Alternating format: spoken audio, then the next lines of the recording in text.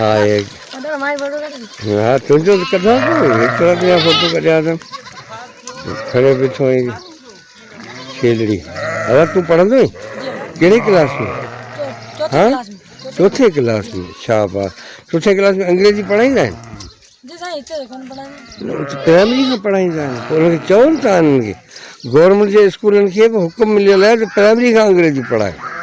छो पंजे ते अंग्रेजी न पढ़ाईंदा पोइ मथे ॾुखी थी वेंदी अॻे। अच्छा तूं तूं कहिड़े क्लास में? हाँ 4 में। माना प्राइवेट स्कूल में पढ़ंदो आहीं छा? हा पोइ तॾहिं 4 चई न चोथों कोन चई न। तूं वारा प्राइवेट आहे या गवर्नमेंट जो स्कूल आहे? गवर्नमेंट तॾहिं हिन चयो चोथों। पढ़ाई कीअं आहे? उस्ताद रेगुलर अचे थो? रोज़ानी अचनि था उस्ताद ऐं पढ़ाइनि था सुठो? रोज़ानी अचनि था त इहा वरी महिरबानी। असां ॿुधो त स्कूलनि में मास्तर अचनि ई कोन था ईअं भाई। अच्छा कोरोना जे करे हू अचनि था? रमज़ान में कोन अचनि। अच्छा अच्छा न रमज़ान कोरोना जे करे शायदि बंदि कयो अथनि।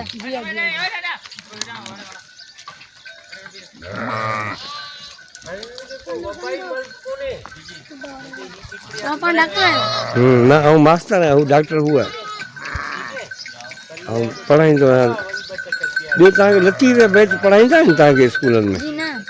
छो तूं अबीब तूं तबीब तूं दर्द जी दवा इहे त कोर्स में आहिनि। चौथे दर्जे जे तव्हां प्राइवेट में आहियो उनजे करे शायदि। अच्छा अच्छा ही सॼे ॻोठ जो आहिनि या कंहिं हिकिड़े जे कंहिं मालिक जो? अच्छा उनजे करे वाड़ी में आहे। अच्छा अच्छा बाक़ी सभु वाड़ी में आहे पाणे थी वञनि। कीअं डोड़ो ॾींदियूं अचनि ॾिसो। हा ओच त हाणे न झटि ही वाड़ी आहे शाम जो जेको आहे अंदरि आहे कुझु त कोन गाह त कोन्हे को अंदरि। अच्छा स्कूल बंदि आहे अॼुकल्ह? पोइ ॿार ख़ुशि हूंदा आहिनि भले स्कूल बंदि हुजनि या न? ख़ुशि हूंदा आहिनि ॿार? न ही आयूं आहिनि त हिननि खे माना शाम जो फ्लड हिते चारो न ॾिबो घर में हिते कुझु? अच्छा अच्छा माना हींअर अच्छा हींअर बुखारियूं न आहिनि माना हींअर? अच्छा सभु हिते वेंदियूं या की वरी घरनि में भली वेंदियूं?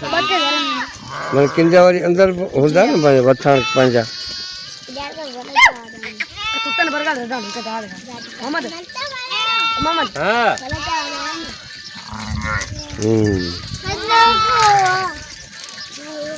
अंदरि वाड़ी में माना राति हिननि खे गाह वाह ॾींदा या न? हिननि खे ॾुहंदा हिननि खे हींअर ॾुहंदा कोन? छो न इहो पोइ हिननि जा फर किथे आहिनि? हिननि जा फरड़ा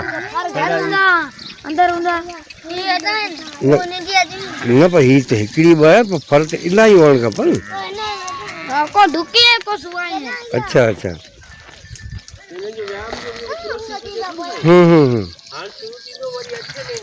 अच्छा अच्छा अच्छा फरड़ा बि के गॾु आहिनि हिननि सां घणे भाङे?